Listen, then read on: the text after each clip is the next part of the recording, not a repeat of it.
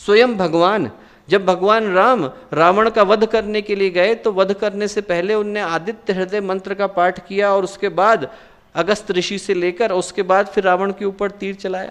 भगवान राम ने रावण को मारा तो आदित्य हृदय स्तोत्र का पाठ करा और फिर मारा।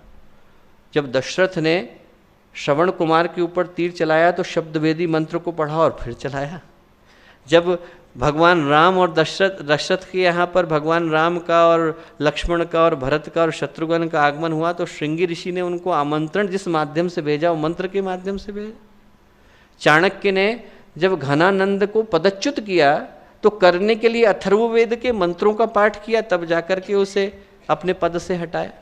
महाभारत में एक बड़ी प्यारी कथा आती है बर्बरीक की।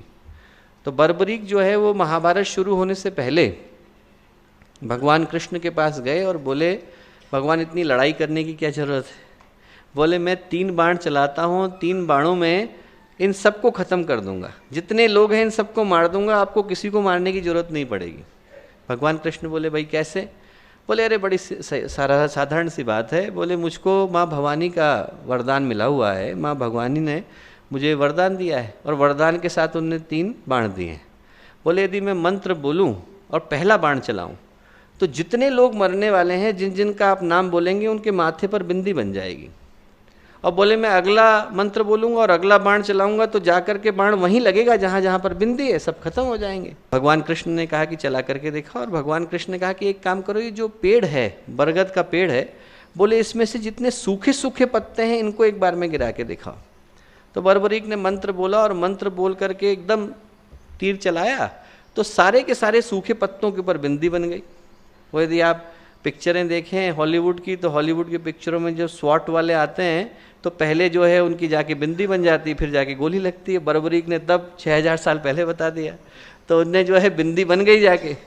अब बिंदी जब बन गई तो उसके बाद उसने भगवान कृष्ण ने देखा कि ये तो सही कह रहा है। भगवान कृष्ण ने एक सूखा पत्ता लिया और अपने पैर के नीचे दबा लिया, अंगूठे के नीचे दबा लिया। उसने अगला तीर चलाया और अगला तीर जाकर के एक बार में उसने सारे सूखे पत्तों को गिरा दिया तीर ने। पर चूंकि एक पत्ता भगवान कृष्ण के पैर के नीचे दबा रह गया तो बाण निष्फल चला गया। तो बर्बरीक ने कहा कि प्रभु मेरा आशीर्वाद आपने जो मिला था इसको आपने विफल क्यों जाने दिया?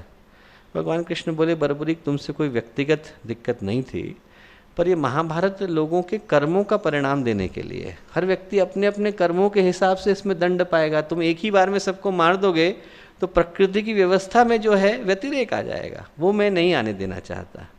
माँ भवानी बोली कि देखिए आपने ठीक ही किया, भगवान कृष्ण से बोली कि आपने ठीक ही किया जो किया, पर चूंकि अब मेरा आशीर्वाद था और वो विफल गया है तो मुझे आपको श्राप देना पड़ेगा। तो माँ भवानी ने श्राप दिया भगवान कृष्ण को कि जिस अंगूठे के नीचे आपने पत्ता दबा करके रखा था वो अंगूठा आपके शरीर का सबसे कमज़ोर हिस्सा होगा। तो जब जरा ने उनको अंत समय में तीर चलाया और ये सोच करके चलाया कि हिरण वहाँ पर बैठा है, तो भगवान कृष्ण के अंगूठे से ही आके टकराया। और वो जो उसके पीछे का कारण था वो वही बर्बरीक को दिया गया आशीर्वाद और उसके परिणाम स्वरूप मिला श्राप था। तो मंत्र के अंदर इतनी ताकत होती है। ऊर्जा को उत्पन्न करने के लिए मंत्रों के उच्चारण से सरल और सुगम दूसरा पथ नहीं है दोस्तों। ये बात बहुत ज़्यादा गंभीर है, क्योंकि मंत्र जब हम लोग करते हैं तो इस बात को भूल जाते हैं कि उसके अंदर कितनी शक्ति जन्म ले रही है। वही तो शब्द हैं, वही अल्फ़ाबेट हैं, वही वर्णमाला है। उन्हीं शब्दों को यदि हम लोग दूसरी तरह से बोल दें तो किसी के हृदय को सहारा दे सकते हैं। वही शब्द दूसरी तरह के बन जाते हैं तो किसी के दुख में सहारा देने वाले शब्द बन जाते हैं। नहीं तो उन शब्दों के अंदर इतनी ताकत है कि यदि हम बोल दें तो किसी व्यक्ति को इतनी बुरी तरह से आहत कर दें कि शायद वो जिंदगी भर न उबर सके। शब्द वही है, वही शब्द किसी के लिए अच्छे बन जाते हैं और किसी के लिए बुरे बन जाते हैं। हमारे शास्त्रों में 5 तरह के तत्वों का वर्णन है, उसमें से जो आकाश तत्व है उसकी उपासना के लिए मंत्र माध्यम है। और इसीलिए मंत्र जो है शब्द का सहारा लेते हैं, क्योंकि आकाश की तन्मात्रा शब्द है।